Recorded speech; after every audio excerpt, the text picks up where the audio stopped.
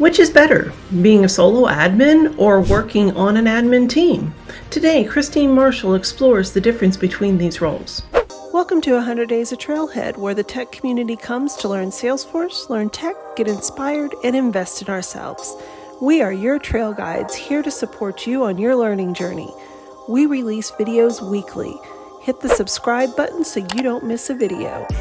In the description below, you can find links for everything we mention in this video, as well as books and resources we found useful. Visit our blog, 100daysoftrailhead.com, for other helpful Salesforce and tech content. You know you want to become an administrator, but how do you know if you want to be a solo admin or work on an admin team? Christine Marshall will be discussing the key differences between these roles and the work style attributes to help you decide. Christine is a Salesforce MVP, a Bristol Salesforce Admin User Group Leader, a Salesforce Evangelist for Salesforce Bin, and also a Platform Champion for Salesforce. Thank you for checking out my session, Superstar Solo Admin versus Awesome Admin Team.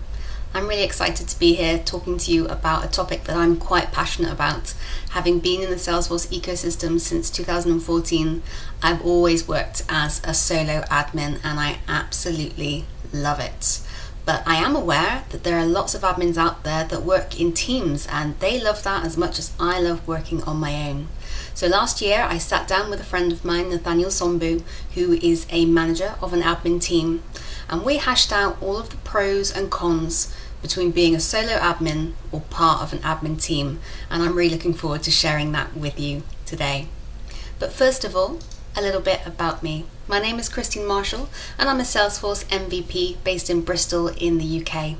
I currently work for Salesforce Ben as a Salesforce Evangelist, and in my spare time I enjoy writing for my own blog, The Everyday Admin. I lead the Bristol Salesforce Admin User Group, and I'm also part of the Salesforce Platform Champions Group, previously known as the Lightning Champions. So what are we going to look at today? What's our agenda? Well, first of all, we're going to look at Superstar Solo Admin versus Awesome Admin Team. I've picked some key topics, some key areas where they are quite different, and have listed the pros and cons between being a solo admin or being part of a team. And then after that, we're going to look at some tips and tricks for all awesome admins to help you get the best out of your role, regardless of whether it's in a team or on your own. But first, let's look at our teams for today. So first of all, we've got Team Lone Wolf, and there's a pretty good saying. Programmers are exponentially faster when coding as individuals. Designers do their best work alone. Artists rarely collaborate, and when they do, it rarely goes well. Now that really resonates with me, but does it resonate with you? Or perhaps you prefer our other quote here. Great things in business are never done by one person. They are done by a team of people. Well, as we go through the next few slides, think about which of these quotes resonates with you and which role you think might be best suited to you. So let's kick off with autonomy. And I think this is where the solo admin wins hands down, because you get to decide what to do and when. You have total control. You can set your own agenda and work at your own pace. You don't really have anyone telling you what to do, but it can be quite overwhelming. And there's nobody to cover for you. So if you need to take the morning off, if you need to take a week's holiday, then everything has to wait until you get back. And that can be very, very stressful and cause a lot of anxiety. On the other hand, if you're working in part of a team, you get the benefit of guidance from others and a sense of camaraderie. But there's less control, especially if you're a junior. You may not get a lot of say in what you do day to day or how your Salesforce platform is managed. And senior staff have the responsibility of looking after others. So again, they may not actually get to do all the bits that they want to do. They maybe have to be less hands-on because they have responsibility of managing those junior to them. So for our second point here, what about efficiency? If you're a solo admin, you get to make decisions quickly. There are fewer meetings and debates, and it's easier to focus and concentrate. Now, when you're talking to yourself about what to do, it's very easy for me, myself and I to make a decision when we don't have to consult others and go round and round, endless phone calls, endless meetings, endless agreement with team members. We move really, really fast. But that can be very risky. You don't know what you don't know. So there's always a chance that you could make a mistake. There's nobody to let you know if you're about to cause a disaster. It will also probably take you longer to complete the work. Even though you don't have the time drain of lots of meetings, there are only so many hours in the day, and as a solo admin you have to do all the work. So it's going to take you longer because there's nobody to share the workload with. Now when you're part of the pack, a shared workload means you can complete the work much faster. You have the advantage of more experienced senior team members who will know how to do things quickly, and also potentially specialists. So those people that can do something in half the time that other people can. They can spin up a report in 2 minutes. They make it look so easy to create a validation rule or a workflow rule. That said, there are a lot more meetings, and it is dependent on your teammates doing their own bit. So if you're waiting for someone else and they're not getting on with their part of the work and you're hanging around, everything can come to a bit of a halt. Now what about collaboration? Now I know most people would assume that the life of a solo admin does not involve a lot of collaboration because you work on your own, but that's not true. You work with other business users, day in, day out. In my role as a solo admin, I probably know more people across the business than most people do because I'm interacting with people from all different areas, all different teams, all different roles, all day long. And I'm never really on my own because I have the Trailblazer community and they're part of my extended workforce. They're always there to help me and they're always there for me to talk to and ask for help. That said, it can be lonely, especially when no one really understands what you do. If you have a great brainwave, a super idea, nobody actually appreciates quite how genius it is. There's no one to bounce technical ideas off, so if you're unsure which way is best, if there's a best practice, then it's down to you to do the research and make the final decision. And you can't be sure that your solution is right. There's no one to stop you from doing something wrong, and that's certainly caught me out in the past. Now, if I worked in a team, I could have been discussing my ideas and brainstorming. I'd have had the benefit of teammates with wider experience, differing perspectives, people that had worked on other orgs, on other projects that could have offered me their insight before I decided what to do. But it can be slow. When you've got lots of team members and everybody wants to have a say or everybody's got some insight to share, it can actually really slow you down. And the other thing is, working in a team can enable some people not to pull their weight.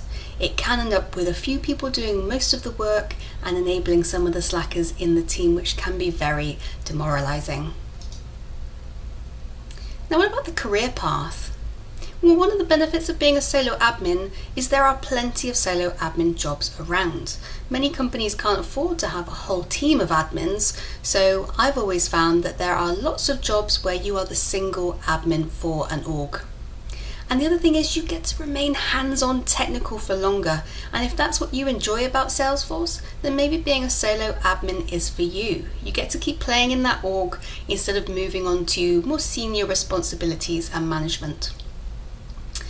But your role might also be unclear, and if I know one thing for sure, it's that being a solo admin is a bit like being a juggler or a plate spinner. We do it all. We do the project management, we are a business analyst, we're a technical author, we're a trainer. We do everything, and typically the companies that we work for don't really understand what we do.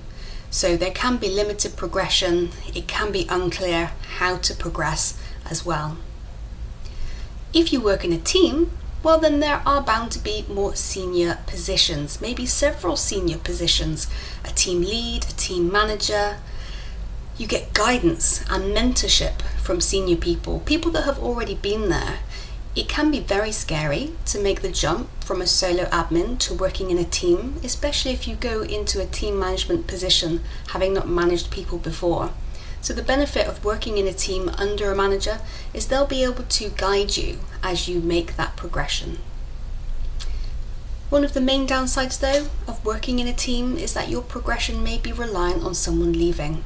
If there's only a single management position, then you have to hope that person leaves, otherwise you're going to have to make the choice to leave and seek a management position elsewhere.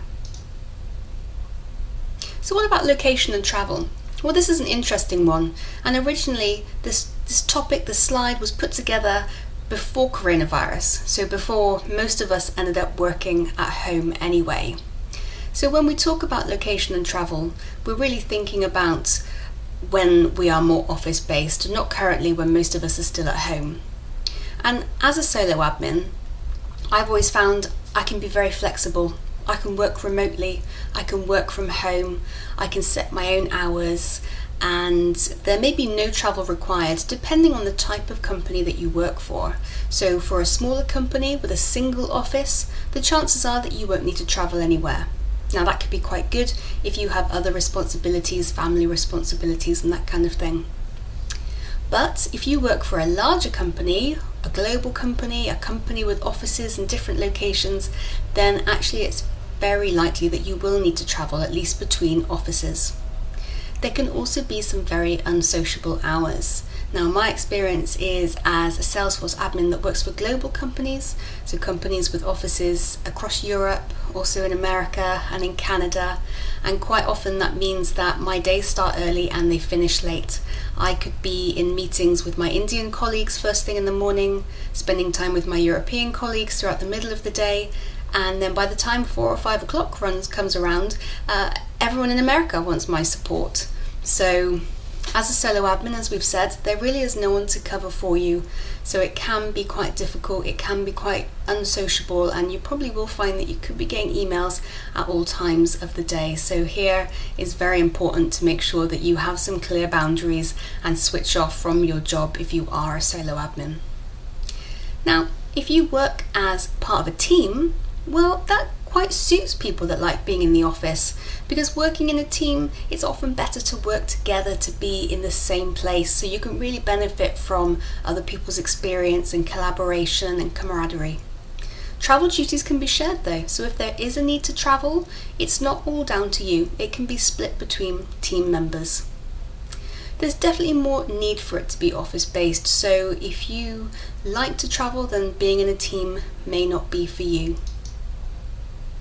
Now what about learning? Learning is so important for a Salesforce admin. We should all be constantly learning, whether we're a solo admin, whether we're a team admin. We've got our 3 releases a year. We've got a seemingly endless amount of certifications that we can achieve. So we should all be trying to increase our learning all the time. And when you work as a solo admin, you might find that there is more budget for training and certifications. And the reason I say this is because if there's just one of you, then it can be much easier for your boss to find some budget to pay for some training. There may also be the option for non-Salesforce training, which can be really valuable. Project management training, business analysis training. These skills are so useful for a Salesforce admin. And of course, you're very hands-on. You're a jack of all trades. You are working on your org day in, day out. So you will be constantly learning and refining.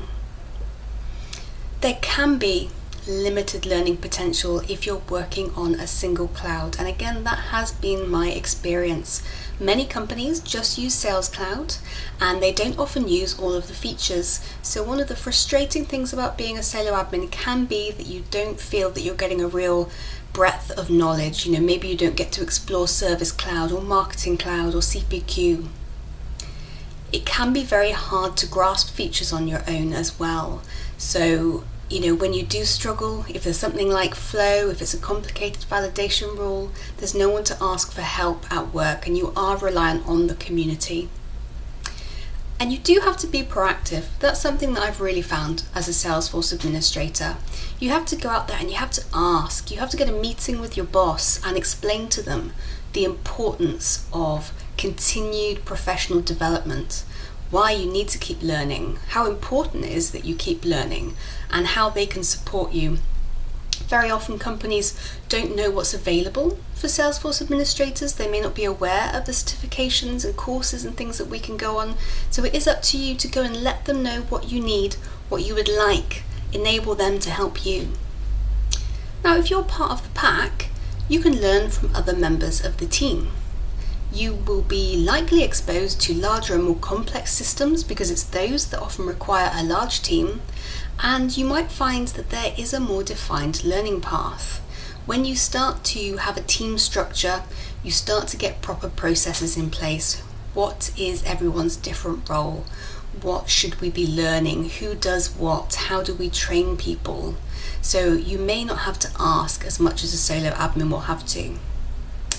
But you may also end up doing the same thing on every project. You have to be very, very careful that you ensure that you are learning about lots of different things and you don't end up getting stuck just doing reports and dashboards or just doing help desk tickets.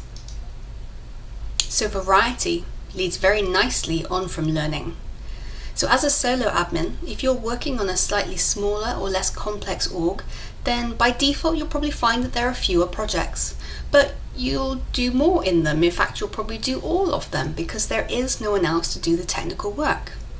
And there will always be plenty of business as usual because you're not just the one doing project work, you're also doing the everyday support tickets. There will be a constant flow of work for you. You can never get bored as a solo admin. There may be limited variety dependent on the size and complexity. So if you just work on Sales Cloud, just work on Service Cloud, then you may start to feel like you really wish you could explore a different product and you may not get that opportunity working for a smaller company on a smaller Salesforce instance. I would say it's really worth asking. If you're looking for a new job, if you're exploring a solo admin role, there's no harm in asking them in the interview, tell me about your Salesforce, tell me what clouds you use, tell me what products, tell me what features don't you use, what features would you like to use but you don't. Really gauge their interest and what variety you can expect from the role. Now, as part of a team, again, you will have larger systems with more complexity, and that's great. You may also be less bogged down in support, so you can spread the workload, or perhaps it's another team member's responsibility to deal with support tickets. But again, be careful, because you don't want to end up pigeonholed. You don't want to end up doing the same thing every time and missing your opportunity to learn new features and new functionality. So what about specialization? Now, this really appeals to some people and doesn't to others. If you're a solo admin, you'll end up with a broad understanding of many features. Say you work on Sales Cloud, you'll end up with knowledge of a lot of Sales Cloud features, and you'll know your cloud inside and out, and your org inside and out. But there's less chance to specialize. In fact, there may be no chance to specialize because you're needed to work across so many different features and functions. And the other thing is when we start talking about more complex things, it's like you have to learn fresh every single time. Because you don't necessarily do something very often, every time you have to use it again, it's like starting at the beginning. I know that for me that is very true of flow, because I don't create flows very often. Whenever I have to create one, I feel like I have no idea what I'm doing. I've forgotten everything I learned the last time I created one.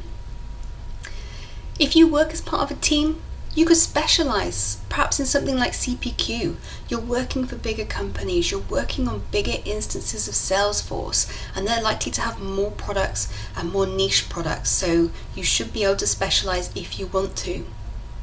Even if you do specialize, when you work in a team, you still benefit from the experience of your team members. So even if you are the CPQ specialist, you'll still be surrounded by other people working on different clouds, and you get the benefit of their knowledge as well.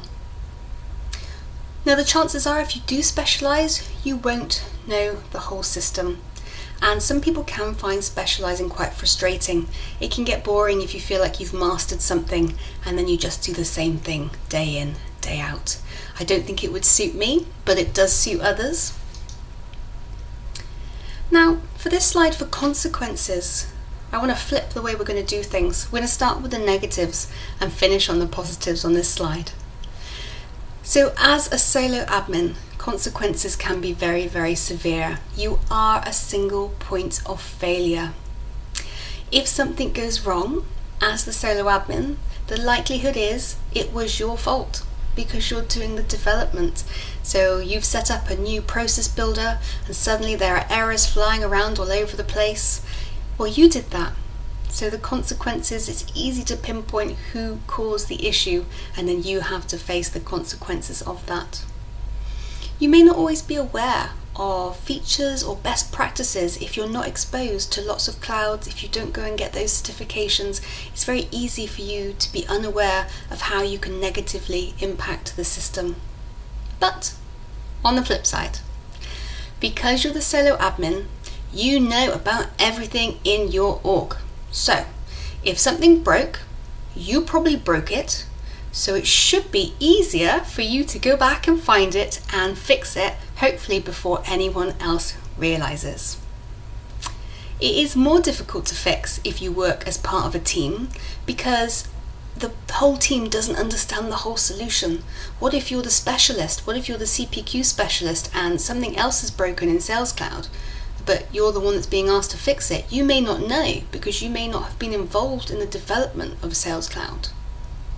But in a team, it's less likely that things will go wrong, and if they do, you probably have things like peer review in place to prevent issues and to easily identify where something's gone wrong. And of course, there should be more than one person to fix the issue if something should go wrong. Now, what about appreciation and reward? As a solo admin, the joy is that you get all of the credit. As the only one doing the work, it's very easy for people to know that all the credit should go to you. But sometimes people take you for granted. People forget how much you do. Nobody really understands what a Salesforce admin does, exactly how much effort and time goes into all the amazing solutions that you create. They think it's easy.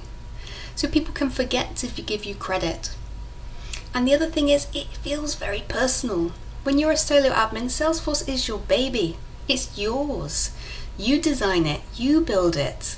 So if someone criticizes it, it can be very, very hard to take that kind of feedback. Or if you don't get appreciation for that amazing design that you rolled out, the weekend that you spent rolling out new things so that people could come in on Monday and carry on with their job, it can feel really disappointing if that's not appreciated. Now, when we work as part of a team, we have people who get it, people who love Salesforce, people we can talk to, people to celebrate with. And laddered teams can mean better pay. Again, more structure. If there are more senior roles, there's something to work towards. There may be clearer brackets for salaries. But working as a team, you may not get the appropriate level of credit for the work that you do. People might assume that it's the team, or the team might get the reward and not just you. And you can feel let down by other members of the team. If people aren't pulling their weight, if deadlines are slipping, and everyone suffers the consequences, they don't get the right appreciation or reward, you miss bonuses, it can be really disappointing to know that you did the best that you could and you were held back by your teammates. Now, with all that said, let's take a look at some tips and tricks for all awesome admins, because whatever role appeals to you, and there are pros and cons for both, being a Salesforce admin is always an amazing job role. Doesn't matter if you're a solo, doesn't matter if you're in a team, it's one of the best jobs out there. So first, let's take a look at some tips and tricks for solo admins. And my first one would be to formalize your processes. Just because you're a solo admin and you don't work in a team doesn't mean that your processes should be informal. In fact, it's even more important that you get some formal processes in place, that you document things, that people understand what you're doing, people understand what you need from them. And probably the best thing that I've done as a solo admin was get myself some super users, a small group of super users, and they may be in different offices, if you're in a global company, in different office locations around the world, but they can act as like first-line support. Your users can go to them before they have to come to you, and that can really ease the workload. Perhaps they can take over some of the training, especially if you are a global company and your users would prefer training in their native language. I can't stress enough how important proactive personal and professional development is. Salesforce is a really fast moving technology, and there is so much to know, so much best practice, so many features that you may simply not be aware of if you don't take some different exams. I know that I felt like I became a much better admin once I'd taken my advanced admin, my platform app builder, my sales cloud consultant. I suddenly had this awareness of all of these features that I just didn't know existed, or I didn't understand enough to put into practice. It also helps you to feel a lot more rewarded. You may not always get the appreciation you need from your work, but if you can be passing exams, getting those Trailhead badges, and celebrating with the community, that can make you feel a lot of appreciation. And if you don't know what to do, if you get stuck, it's okay, because you have the Trailblazer community. So you can go on the Answers community, go on Twitter, go on Trailblazer groups. There's no such thing as a silly question, and there are so many people out there who will be happy to help. So many people have helped me along the way, and now it's a great joy for me to be able to help other people and really start paying it back. But I just want to emphasize that you don't have to struggle alone, and there is an absolute wealth of information online, and that can actually make it harder to find an answer. So if you're really struggling, you're wading through all the different help articles, different Trailhead modules, then just post a question. Let people help you. They will absolutely love helping you, and it could help you, make new friendships across the community. But let's not forget our team admins as well. We've got tips and tricks for you on how to best work as a group. So, better together. Use your teammates' experience to develop together. Share your strengths and weaknesses. And don't forget that you really need to encourage diversity within a team. It's been proven that diverse teams make better decisions. They have much greater experience and a wealth of knowledge and insight into different problems. So you should always encourage diversity within your team. Make sure that you don't just hire people that look like you. Work to your strengths, but develop your weaknesses. It can be very easy in a team to get pigeonholed, to specialize, or to always end up being that person that creates the reports, or always that person that deals with the support tickets, and that does not help you work on your weaknesses. You have such a benefit though of being in a team. If you're great at dashboards and your colleague is fantastic at formulas, then share the knowledge together, work together, have an agreement that you'll support each other and you'll swap skills. And finally, don't work in a silo. You need to share the knowledge. Everybody needs the complete picture of what's going on with Salesforce. Make sure that you have meetings, make sure you talk about what you're doing, highlight any issues, any changes being made, and create an awareness in all of the team members. It makes the team feel a lot closer, and it can prevent a lot of really, really big problems. So that's it. That was Superstar Solo Admin versus Awesome Admin Team. I think both roles are fantastic. I have loved being a solo admin for the past 6 years. And as I say, Salesforce Administrator in any guise is an absolute joy. I hope you found that insightful. I hope that's resonated with you. And thank you so much for watching. And with that, we're at the end. Which do you think is best suited for you? Solo admin or working on an admin team? Comment below. We would also love to hear what video topics you want us to cover in future videos in the comments. If you've made it to this point, we want to take an opportunity to say thank you. Since you've stayed with us, here's a bonus.